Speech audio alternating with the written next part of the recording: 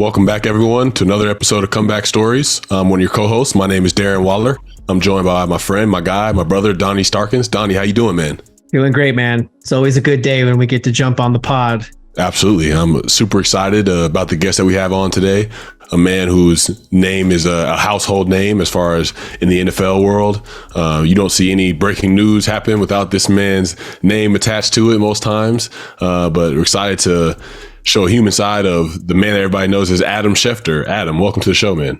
Darren, Donny, nice to be with you. And Darren, let me be one of the last to officially welcome you to the New York, New Jersey area. But nice to see you in our neck of the woods here. And I hope it turns out to be a tremendous chapter in what has been a great career for you so far. Oh, man, thank you so much, man. It's a blessing to hear that from you. I mean, I've known you for a little while now, got to connect with you a little bit and connect with your daughter and to be able to connect with her. It's just really cool moments, man. And so grateful for your time and you willing to come on and talk to us. Well, it is my honor. You were incredibly kind to my daughter, Dylan, for a show that she does for Nickelodeon each week, Slime Time. And again, my interactions with you have been great. I have great respect for everything that you've done and everything that you've been through and all that you do for people. So anytime you call, anytime you message, you know I'm there for you. Oh, man, thank you. But we love to dive right in. And we want to know, as we paint the picture of your story, like what was growing up like for you? Where did you grow up? What was the environment like? What was the environment inside of you like? Take us through that. Oh, well, growing up, I grew up in a middle-class neighborhood on Long Island, the South Shore of Long Island, right by Jones Beach, a place called Belmore JFK. Belmore was the name of the city, but Belmore JFK was the name of the high school that produced, amongst other luminaries, Amy Fisher, who shot Joey Buttafuoco's wife in the face, Steve Levy, the great ESPN sports anchor, Michael Kors, the fashion designer, amongst many other people that went to our high school. And, I grew up as a guy that loved sports. I watched everything. I loved reading the newspaper. I loved reading the newspaper and finding little pieces of information to tell my father when he got home from work. Oh, Dad, you're not going to believe this. The Knicks might trade for this guy. Oh, the Yankees might sign this guy. Oh, the Jets are going to hire this coach. Like, I loved that stuff.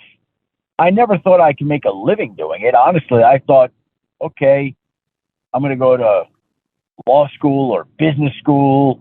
My parents had a five and dime type store on Long Island. Maybe I'd work there.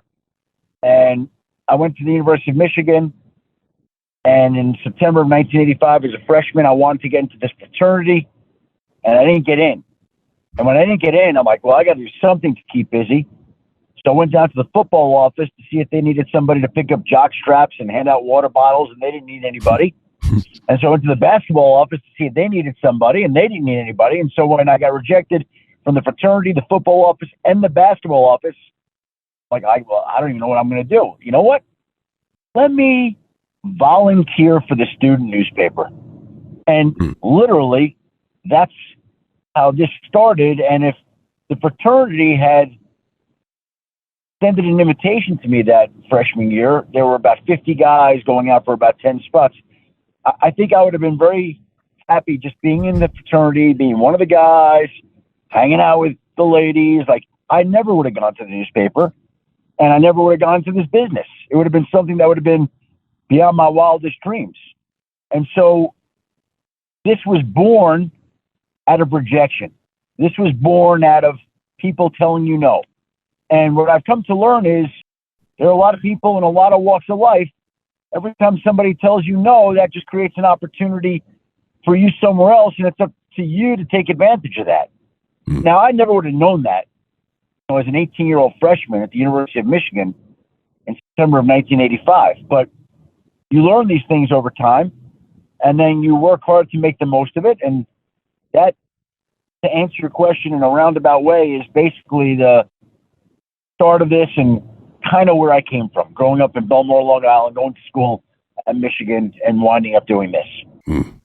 It sounds very clear that you had a dream from the start and ended up living that dream out. And you talked about some rejection along the way that could have easily deterred you from wanting to achieve your goal? Was there any thing like growing up, like when you were in school, that that you had struggles with that early on could have deterred you? Like for me, it was I dealt with like not being black enough, insecurities of just kind of who I was on the inside. Was there any type of pain or confusion that you dealt with as a young man? Well, honestly, you mentioned a dream. Like, I didn't have a dream. Like this is so far beyond my dreams. And I think back to my childhood, and my grandfather, who I was very close with, he told me that I was making a mistake going to college, that I should just come to work for the family business. And it was a case where, again, this is so far beyond anything that I could have imagined. The adversity that happens along the way is all the rejection that comes your way, and trying to pivot from that and figure out what you could do. Like, I didn't go to Michigan with the goal to work for the student newspaper. That wasn't what I set out to do. It just kind of happened. And even then, I spent a couple of years, in the student newspaper. I'm like, wait, there are people that do this for a living? I had no idea. Like, I thought, it'll sound strange, but I thought these were jobs that other people did, like that you weren't good enough for them, that other people would do them. And what I came to realize is that people can do anything they want if they set their mind to it. If they want to become the president of the United States, go work to make that happen. You want to become a senator or a congressperson, work to make that happen. You want to make it to the NFL, very hard. Some people are not athletically blessed like myself, but you work hard and you do your best. I actually now think, in hindsight, knowing what I know, that had the Michigan football team or basketball team given me a job back in the day, I think that I might have made my way in that particular field. I don't know what I would have done, whether it would have been as a great equipment manager, somebody that was a director of operation. I have no idea. But I was placed to the newspaper by accident through default, and then just tried to make the most of it. And so when you ask for the setbacks and, the obstacle, like, it was all that. Like, I had so many rejection letters when I was trying to get a full-time job out of Michigan. It took me 2 years to get a job. And I always tell people there was a bar on the Michigan campus called Dominic's that would give you a free drink for every rejection letter you had. I tell people, forget about a drink. I could have owned the bar if I wanted. That's how many rejection letters I had. I appreciate you painting that perspective and just how you grew up. And I'm going back to where you would read those little, like the possible transactions. Like, if that's where your eye went to, I was thinking back to where my eye went, and it was always like statistics and the top 10 batting leaders. I was a college baseball player, so I was fascinated with the newspaper, but it was more around standings and statistics. But yours was actually in these possibilities of transactions. Looking back, like, where do you think that came from? And that was where your focus was. Well, I did love sports. I mean, there's no doubt about that. Like, I used to watch and listen to every pitch of every Yankees game. I'd watch all the football game. I mean, I was a sports junkie. That's where it came from. I couldn't get enough sports as a kid. But to read the newspaper, I don't know, it was just something that I loved. It transported me to a world that I really got a lot out of. That it just, I don't know what it was. It was something. Everybody's got hobbies. Everybody's got escapes. Everybody's got something they love. Some people love music. Some people love movies. I love sports. So the more I could immerse myself in that world, whether it was reading the newspaper or watching TV or listening to the radio, the more I would do, and the happier I was. So that's all that was. And it, again, turned out to be my professional calling, though I had no idea that would be the case. That's so cool that you painted that picture, because, and you said transported you to a world of possibility. And it's almost like the possibility was the possibility of the trade or the transaction that was going to happen. And for many people, I think they have this gift, they have these passions when they're younger. And as they get older, they lose those passions because society says, we need to do this, we need to be this job title to be successful. And oftentimes it's parents and it's the upbringing that says you need to go be a doctor, you need to go be a lawyer. And then we forget and we lose our gifts. And many people get to the top of the ladder and they end up realizing that they're leaning up against the wrong wall. They have all the success, but they're miserable. And it's just so cool that it's the setbacks and the rejections that actually led you to this point, because it is all about perspective and how it's not the actual event that happens. It's the meaning that we attach to it. And I'm so grateful that you were able to, I was able to hear that story, and others are going to be able to hear that is what led you to what you get to do today. It's just really cool to hear. Well, you know, here's the thing. I never consider myself overly intelligent or articulate or gifted in any one area. But the one thing that I was driven, and I was ambitious, and I was determined. Like, I wanted to be a sports reporter in the worst way once I got a taste of it. Like, it mattered so much to me that at the age of 23, I'm sending applications all across the country. And wherever a newspaper called to offer me a job, whether it was South Dakota or Georgia or Louisiana, I was going to go. Like, it didn't matter. I was leaving my family. I was leaving my friends. I was going wherever they offered me a job. And it just happened to be that it was Denver, Colorado. They called and offered me a job. And I flew out there at the age of 23, really didn't know very many people at all, and started a new life where I began writing for the Rocky Mountain News, which is now basically out of business. And their assignment to me was as a general assignment reporter. And I got to do a lot of stuff with the University of Colorado and the Denver Broncos. And again, more accidents, more craziness, right? When Colorado was awarded a baseball team, a Major League Baseball franchise in the early 1990s, I went to the newspaper and begged them to let me cover the Colorado Rockies.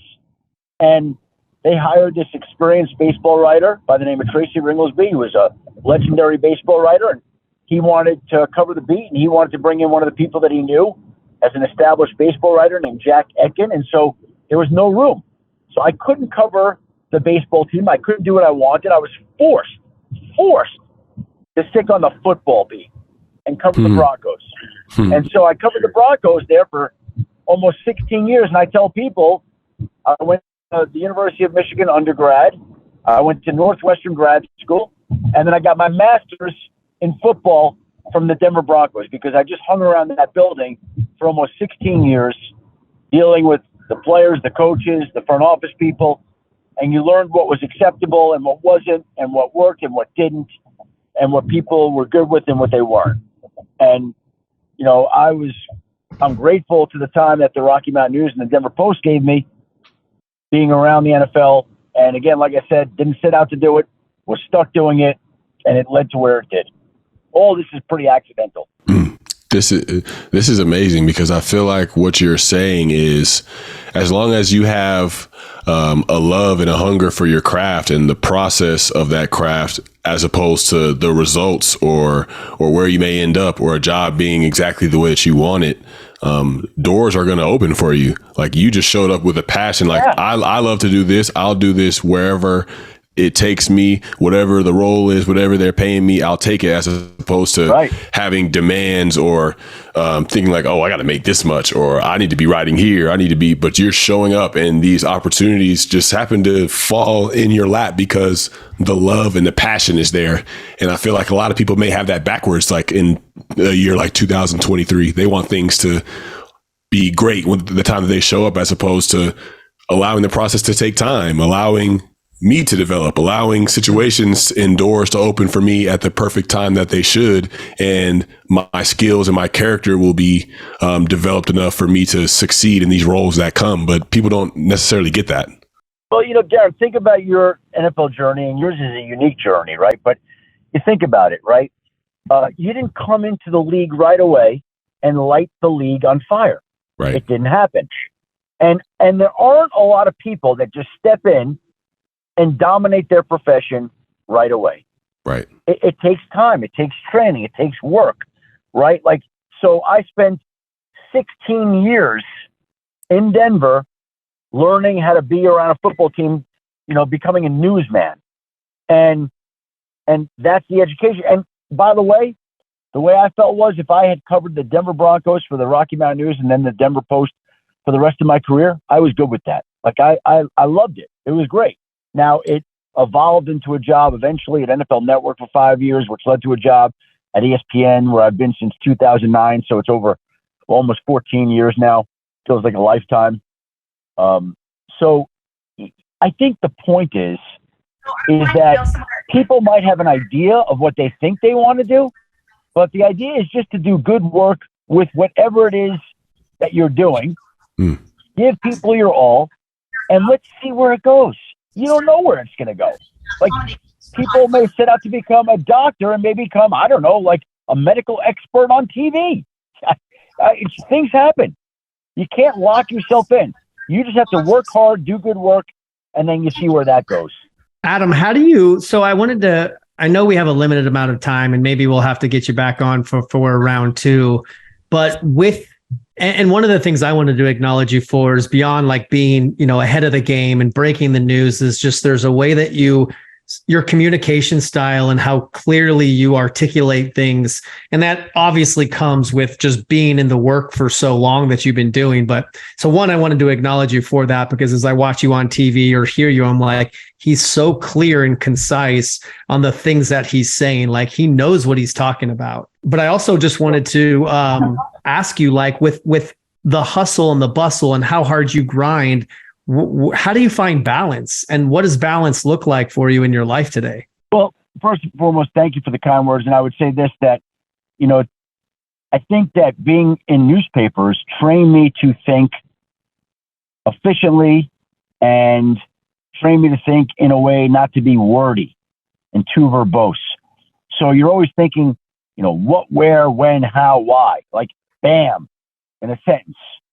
And that training to write a strong lead in a short amount of time became so ingrained in my thinking from all the writing that all I do now is I'm just doing it in a verbal way on television. So when a text comes in that Darren Waller's traded to the New York Giants, I can quickly just formulate that in my mind and be like, moments ago, the Las Vegas Raiders traded Darren Waller to the New York Giants for a third round, whatever it was. And it just, my brain has been trained and wired that way from newspapers. Now, as for the balance, my brain isn't wired as well as it should be. I think everybody in any line of work struggles with that to a certain extent. You do the best you can, but you can't shine in all areas all the time. If you give more time to your professional career, there's no way that your personal career can't suffer some. If you give all your time to your personal life, there's no way that your professional career. The trick is to find that balance, and it's different for everybody. Some people strive for different things. Everybody's got different goals in life. It's all about what makes you happy. I know that, it's important for me to be around my family and my daughter, my son, my 5 dogs that we have. I love that. But it's also, there are times when work is busy. And I have a friend who's very successful. I was with him this week, and he was telling me about how his wife was really getting on him for not being present at all times. And I'm like, oh, I've heard that many times, many times.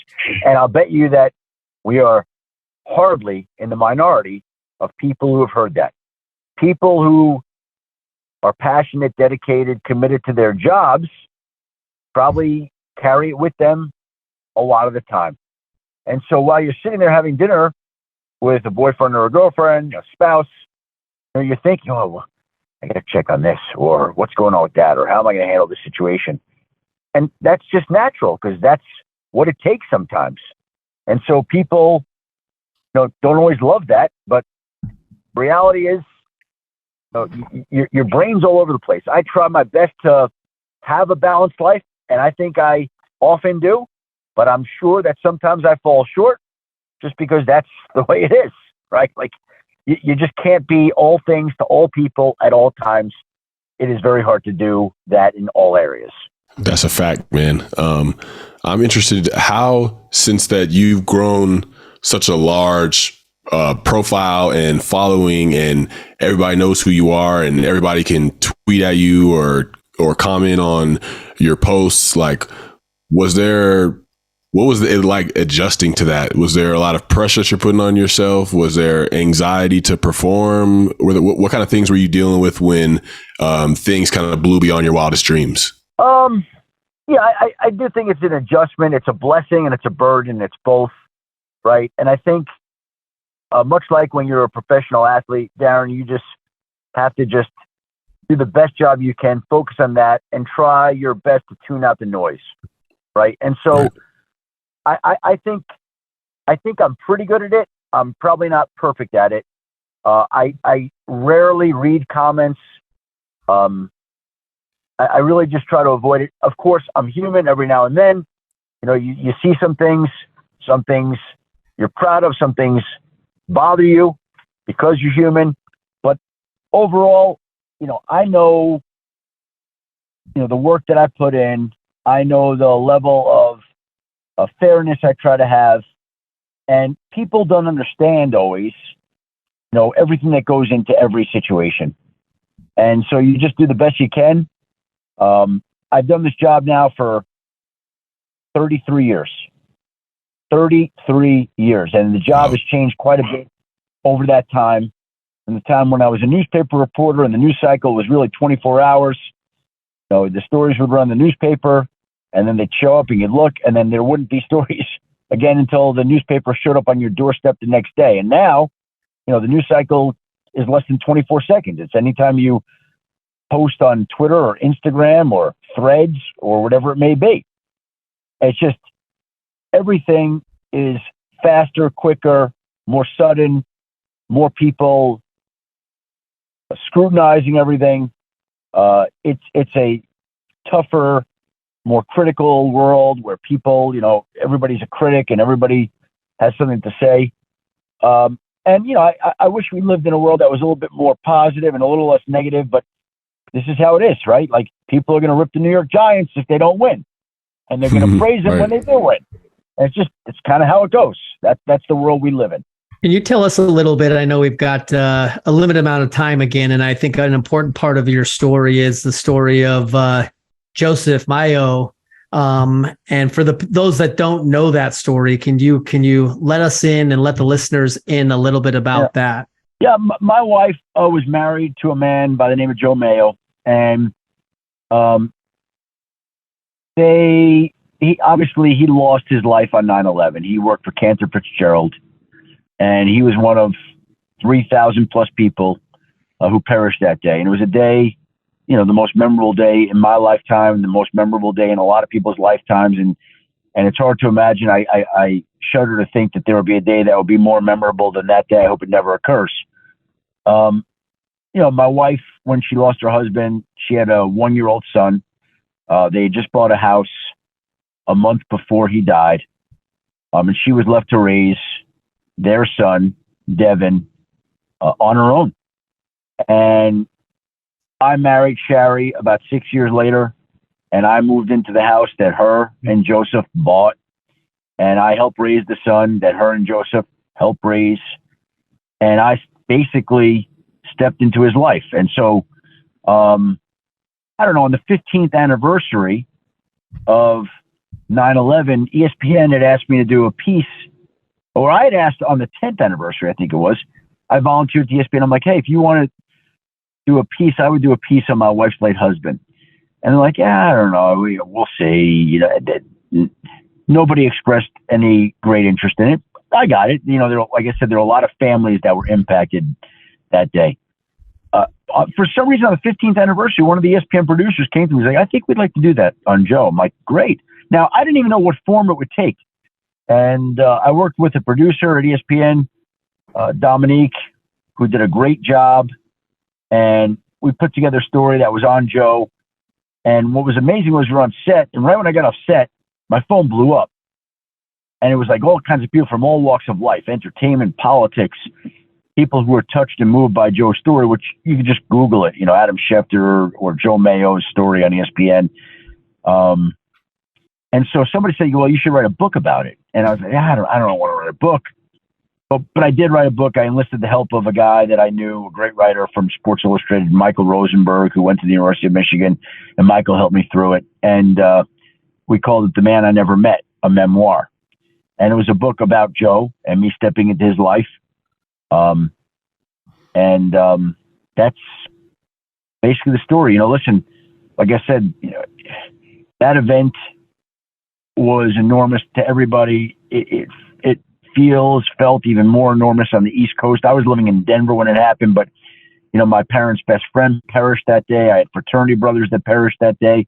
My wife lost her husband that day. The people that I call in-laws lost their son that day.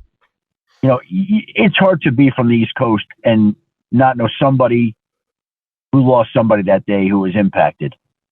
And it's just a way to honor and remember and let people know, a little bit about the life of Joe Maio. And like I said, there were a lot of people, great people, who tragically lost their lives that day. What do you think you learned about yourself in that process of building your marriage, but also, stepping into the place that you felt like her previous husband was in, like you served and helped care for a son that wasn't yours? Like, what do you feel like you learned the most or grew in the most through that season? I think we're learning all the time, to be honest, Darren. It's not a simple, easy thing. I learned at that time that I think that marriage comes along with a lot. But when you tack on the added circumstances, there's even more layers to it. And so it's hard. And like I said, and I said in the book, like, we still have pictures of Joe that hang in our house. It was his house. We live in that house. And I've just tried to honor him and respect him and try to look out for his family, to do my part to look out for the people that he loved the most. It's a very strange thing. Like I said, I'm not the only one who's lived this kind of life, who stepped into these set of circumstances. I have other people that have done the same. I can't tell you specific. What did I learn?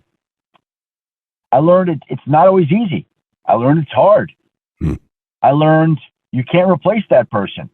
I learned that person lives on, even though they're gone.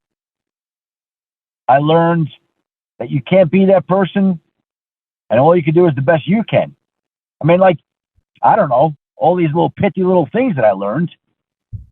I don't know what they amount to, but you just, it's such a sad thing. Today is the anniversary of Joe's parents, and I texted them this morning to wish him a happy anniversary. And our family is unique because our kids have 3 sets of grandparents. They have Joe's parents and my wife's parents and my parents, and I have 2 sets of in-laws. I consider them my in-laws. And so there's a lot of unusual family structures in the world we live in today. And that's our version of our unusual family structure. I feel like there's a beautiful lesson of selflessness in that, because I feel like a lot of men may want a situation that is perfectly suitable to them or something that they would dream of, but here you are being presented with a beautiful situation with a beautiful woman and an amazing marriage with some extra things attached to it, and essentially you have a choice of like, this isn't what I intended on, but I can still show up and focus on the beauty and the gratitude of the situation. And I feel like you've done that your entire life through your journey as a reporter and it just spills over. And these lessons that we learn, there's no boundaries to where they can go in our life. Our character and who we are and who we're growing into, it goes into everything that we do. And it's cool to see you have such a it's such an angle and a perspective on that situation, and you willing to share that with people, man. I think that's beautiful. Well, I appreciate that. It's like I say, it's everybody's got a story, and that just happens to be our story. Maybe you can take us out, Adam, and just share with us, like, when you hear the word comeback, what does that mean to you? It means everybody in any walk of life is going to have setbacks, no matter who you are, no matter what you do. And every single person is going to have a setback, and every person is going to have a chance to repeatedly come back, because there are enough bad days in this world. You get a chance to come back from them. There's enough rejection in this world. You get a chance to come back from that. There is enough negativity and setbacks that everybody continually has the chance to come back from something. And it's up to them to choose whether they want to do that and how fast they want to put it into motion, or whether they just want to accept it and be defeated and crushed by it. And the people who have shone the brightest, like Darren, and I'm sure you, Donny, they've taken those setbacks and they've pushed ahead and they've pushed forward and they've pushed through the setbacks so that they could have the type of glorious comebacks that deserve to be highlighted. That's so well said, man. Thank you for your time. I know you got to run and catch a flight, and you've been so gracious to carve out this window of time for us, man. So we really appreciate you, and I'm looking forward to seeing you around this season and everywhere you travel, everywhere you go, man. I just hope it's safe travels, and wish you nothing but peace and success. Well, thank you, guys. I appreciate it, Donny. Thank you for having me. Darren, thank you. Hey, I'm in the New York area, Darren. You need anything, you give me a call here. Yes, sir. Will do, man. Thank you, Adam. Right, appreciate your time. Thank you, guys. Have a great day. And just want to thank everybody for joining us for another episode of Comeback Stories as well. Hope you keep downloading us wherever you get podcasts. Tell your friends, tell your relatives, tell them to keep coming back, because we're going to keep coming back. You know, that's in our DNA. And check us out on Inflection Network on YouTube as well. And we will catch you guys next week.